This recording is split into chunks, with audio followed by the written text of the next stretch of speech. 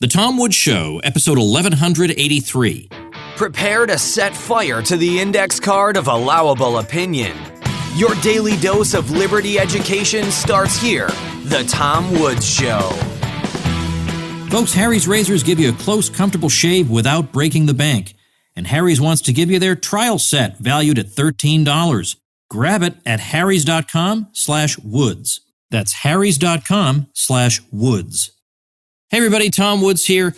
How do we deal with the objection that you can't really make any hay out of Venezuela because it's not really a socialist country? Of course, this is coming from the very people who not 4 or 5 years ago were saying, the terrible right wing, which is all their opponents apparently, can't face up to the fact that we have a successful socialist experiment staring them in the face. So it's socialism when it's doing well.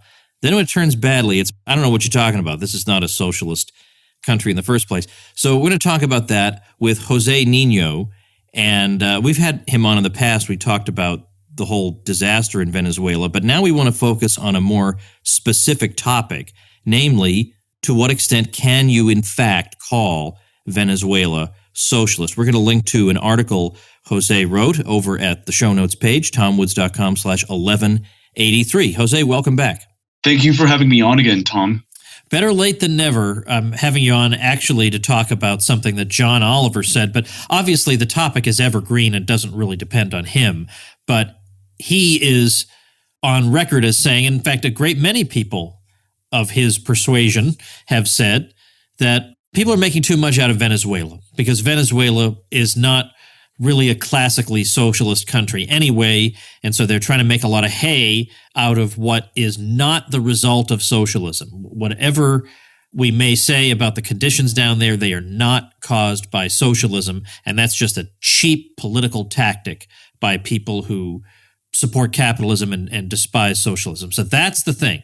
So what we want to try to assess is the extent to which Venezuela is a socialist country. So first of all, let's talk about the kinds of excuses that Oliver has to fall back on. How does he account for why Venezuela is doing badly? It's not capitalism. Well, he uses the typical argument of epic mismanagement, or even goes as far as to say that the price controls were unrealistic, but this is the harsh reality. The epic mismanagement is a feature of top-down economic systems like socialism. When you destroy property rights and any rational form of a pricing system, you're going to have mismanagement, economic distortions, shortages, and all sorts of economic inefficiencies. This is just another type of excuse that many on the left use to evade the harsh realities of socialism. All political systems are not created equally. You see this with Western countries that are much more economically free. They have much higher levels of economic prosperity, and they feature limited government, whereas countries like Venezuela that have intervention in all facets of economic life, they tend to be on the lowest level of the misery index. So these countries are not coincidentally the least free and the least prosperous as well. Of course, the very use of the word mismanagement gives the game away. Why are they trying to manage the economy in the first place? We don't say that the U.S. economy goes up and down because of bad management. Whatever explanation people have for it, it's never that. The very fact that you're trying to manage a diverse array of people and goods and services and prices, and you're trying to impose some kind of an order on that that's extraneous to it, that developed in the head of some bureaucrat or some leader, some powerful leader, that already shows you're on the wrong path. There's no reason to be managing it. It's sufficient that consumer demand drives production. It sets the prices indirectly of all the capital goods that go into producing, the producer's goods that go into producing the goods. And likewise, it's consumer demand that winds up setting the prices of the finished consumer good. We don't need any other force in that, because profit or loss will determine how many firms are in what industry and what size of those firms and how integrated they'll be. All these things are decided just through the streaming of consumer demand up through the structured production. We don't need this to be so-called managed. So the management thing right off the bat is a problem. Now, he does concede that there were price controls in Venezuela that were, quote, unrealistic. And I'm pretty sure you take him to task for that one. Yes, there's no such thing as a realistic price control, because price controls by definition are destructive, because the market ultimately will determine what price suppliers will supply a certain good and what price consumers will demand a certain good. When the government steps in and starts determining what the price is, it will create all sorts of misallocations, especially in the Venezuelan case, where the government creates artificially low price controls. And in turn, these lead to the notorious shortages we see all over the media of basic goods like flour, toilet paper, even airline tickets as well. And this is simply because the government is a terrible institution when it comes to economic allocation of resources. And that's where the fatal conceit lies in the whole concept of mismanagement. When you're already talking about the state managing a certain sector of the economy, you're already operating under a very flimsy economic premise. How do you respond to his claim that, look, there are plenty of socialist countries that look nothing like Venezuela. So again, how can you say that socialism per se is the problem when we have other examples of socialism in the world? Now, obviously, part of your answer has to involve, how is he defining socialism here? Well, I really didn't even get much of a explanation for watching his video on what he defines as socialism. And we have to first ask, what countries is he referring to? North Korea or Cuba? These are like the most durable communist regimes in modern times. And they're very likely going to be the scenarios that Venezuela will face if it continues on this same economically destructive path of socialism. Or I think he's probably just referring to the supposedly socialist Scandinavian countries, which has been demonstrated, especially by authors like Nima Sanandaji in his book, Scandinavian Unexceptionalism, that these countries, they're mixed economies. They feature heavy degrees of capitalism in a lot of sectors of their economies. And they're really just mixed economy welfare states.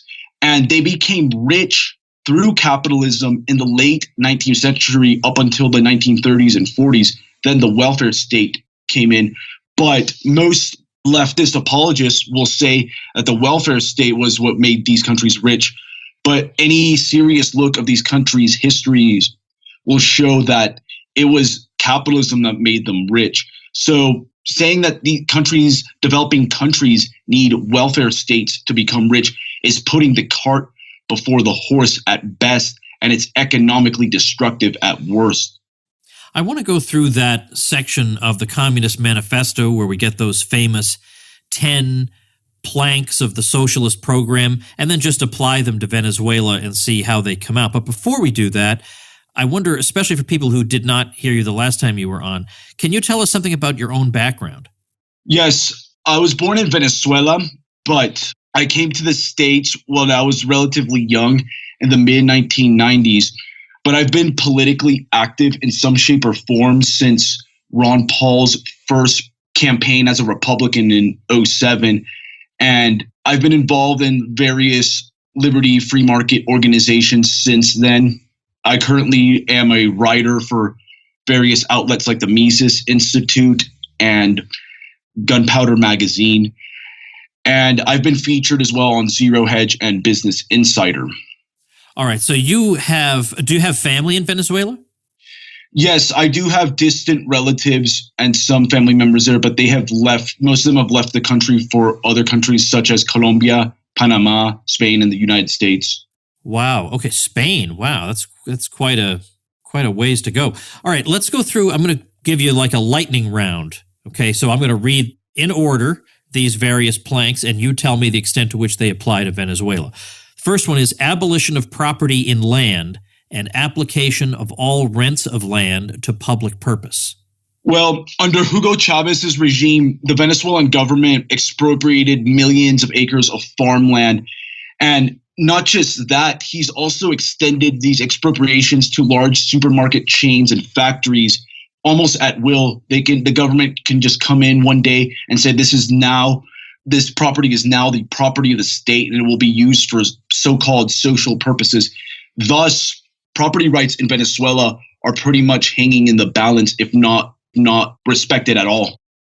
All right, the second one, a heavy, progressive, or graduated income tax.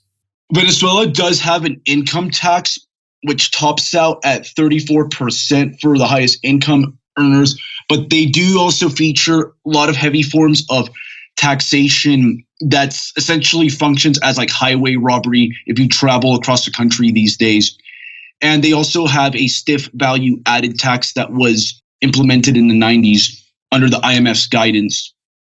Then we have number 3, abolition of all rights of inheritance. Well, in Venezuela, rights of inheritance are not completely abolished, but the government still taxes the largest inheritance with a hefty rate of 55%. All right, how about confiscation of the property of all emigrants and rebels? The Venezuelan government is relatively known for targeting foreign assets, especially of American companies such as ExxonMobil and ConocoPhillips. They've done this a lot with the oil industry. And in fact, they nationalized the oil industry well before Chavez. It's just that Chavez now had a total piggy bank in the state-owned oil company to finance his projects. But they have expropriated American, Japanese, and some European companies over the years. All right, then we have centralization of credit in the hands of the state by means of a national bank with state capital and an exclusive monopoly. Venezuela's central bank was actually founded relatively late when you compare it to other central banks around the world. It was founded in 1939. But since the nationalization of the oil industry in the 1970s, the central bank has played a much more activist role, which was noted in 1980s when Venezuela experienced its first major devaluation. And now the central bank has just become a complete printing press for the Venezuelan socialist government. And they have increased the money supply at unprecedented rates, sometimes increasing the money supply 10% on a weekly basis. And the result, the hyperinflation you see in Venezuela, that's almost at 14,000%. Then we have centralization of the means of communication and transport in the hands of the state. Yeah, Venezuela has the National Commission of Telecommunications, which is the government apparatus that regulates and controls all media in the country. And it's very notorious for its censorship campaigns and has earned like the disreputable label as being not free, according to certain organizations like Freedom House, for its campaigns of censoring dissenting views. And sometimes the Venezuelan government will buy out certain outlets and just staff them with nothing but government supporters. Then we have extension of factories and instruments of production owned by the state. You will see a lot of government-sponsored unions and labor organizations in Venezuela take over abandoned factories in the name of the state. And foreign companies have also been in the crosshairs as Chavez's government has taken over Argentine and Japanese-owned factories for state purposes. Then how about this? Equal liability of all to labor, establishment of industrial armies, especially for agriculture. Well, the government, in its fight to alleviate the stress from like the food shortages we see, put forward a law that like basically forced all workers from the public and private sector to help the government boost food production. That if that's not slavery, then I don't know what is. Then we have combination of agriculture with manufacturing industries, gradual abolition of the distinction between town and country by a more equitable distribution of the population over the country. Well, Venezuela took a page from the Cuban playbook and tried to implement what's called organoponics. It's a system of urban agriculture using organic gardens. And it was done in the aim of like achieving self-sufficiency in urban centers like Caracas. But there's nothing wrong with organoponics per se. The only problem is that it was completely initiated by the state. So the result was a ton of economic misallocation of resources, and it just turned into a complete boondoggle for the Venezuelan government. Then finally, free education for all children in public schools.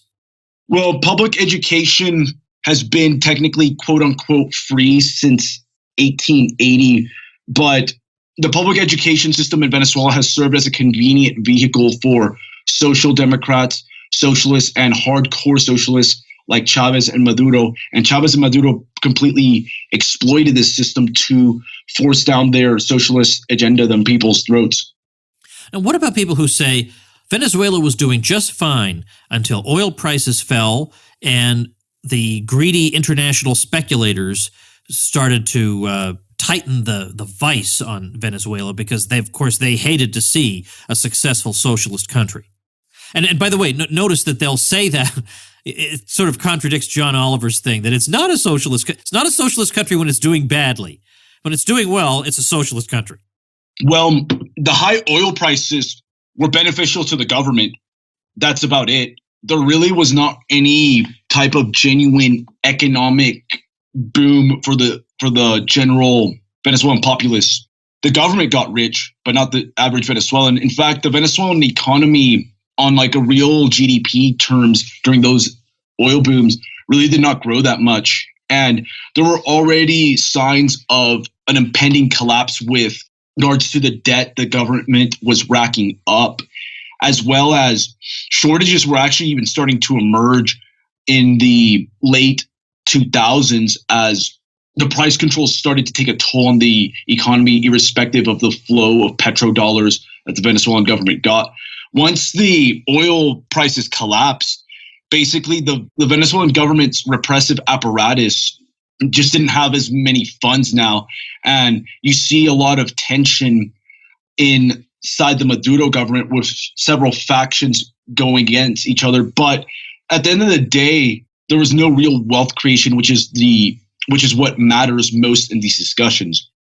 Jose, let's take just a minute for me to offend socialist sensibilities by advertising a wonderful capitalist product, and that's Harry's razors that you all know I love, that I've given as gifts, and that are going to give you the same close shave they give me. What you need for a good shave is not 27 superfluous features and a built-in MP3 player. You need sharp, durable steel blades that last. And that's what you get with Harry's at an excellent price. And if you don't love your shave, just let them know within 30 days they'll give you a full refund. But you won't, because you're going to be thrilled. And you're going to feel like going back to buying razors in the store is like, what is this, 1977? Well, Harry's is so sure you're going to love their blades, they want to give you a $13 value trial set. Comes with everything you need for a close, comfortable shave. A weighted ergonomic handle, a 5-blade razor with a lubricating strip and trimmer blade, a rich lathering shave gel, and a travel blade cover. Listeners of my show can redeem their trial set at harrys.com/woods. Make sure you go to harrys.com/woods to redeem your offer and let them know I sent you to help support the show. Jose, any final thoughts for us before we wrap up? Well, I think the Venezuelan case shows the far-sighted nature of the Austrian School of Economics.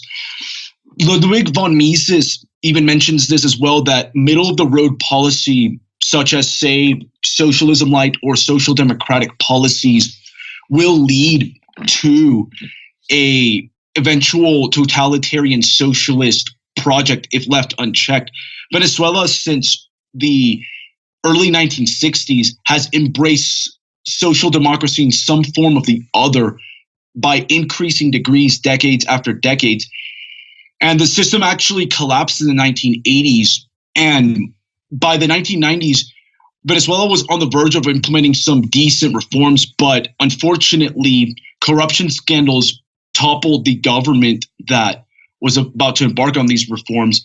And the whole political system fell apart, and this was perfect for a demagogue like Hugo Chavez to come in and take control. And he basically doubled down on all of the policies of the previous decades. And this is just a fair warning to many countries in the West that have extensive welfare states and that have embraced policies like minimum wage and are considering universal basic incomes. Once the money runs out and these interventions create massive distortions, a lot of chaos will ensue, and we should never underestimate the level of economic brainwashing that voters and politicians have received through decades of public schooling and decades of being dependent on government services.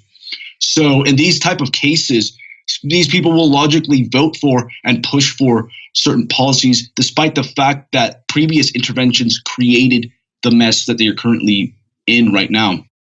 All right. Well, with that, we're going to wrap up for today. I'm going to link to your article, of course, at tomwoods.com/1183 so people can have it handy the next time they're in this situation of finding somebody running away from Venezuela who has no right to run away from it when it's their ideas that caused this problem. So tomwoods.com/1183 is where you'll find that article. And Jose, thanks again for your time. Well, it's a pleasure talking to you again, Tom. All right, everybody. By the way, especially for folks who are just joining the podcast, from time to time, you'll hear us refer to Austrian economics or the Austrian School of Economics. Although now that I think about it, I haven't done nearly enough of that lately. We got to talk much, much more about Austrian economics. But this is the school of thought in economics you want to know about. This is the school of thought we associate with Hayek, who won the Nobel Prize in 1974, Ludwig von Mises, Murray Rothbard, Henry Hazlitt was an Austrian, Karl Menger, but most people probably wouldn't know him if you don't know some of the other ones. But the point is, this is the school of thought. It's going to make you fall in love with economics. And if you've heard it here and there and you're curious, but there are 800,000 books and 10 times that many articles and who knows how many audio and video files to be found, where do you start and what's a reasonable course of self-study? Well, I've come up with a list of things that I think if you were to read or consume, you would be very, very knowledgeable in this area. And you can find that over at learnaustrianeconomics.com. So make a note of that, learnaustrianeconomics.com. I've got some good links up there that will certainly help you. So that is it for today. Now, tomorrow we got a more controversial episode coming up, but you know what? Who cares? I'm always saying this. Okay. That makes it fun. And I'm going to say some things that I guarantee are going to rub some listeners the wrong way. There's just no getting around it. But I hope we stay friends. That's all I have to say. I'm just going to leave it right there. I'm going to let that float. I hope we stay friends. And I guess I'll know from the download figures the following day whether indeed we have stayed friends. Thank you, folks. Talk to you tomorrow. Become a smarter libertarian in just 30 minutes a day. Visit tomwoods.com to subscribe to the show for free, and we'll see you next time.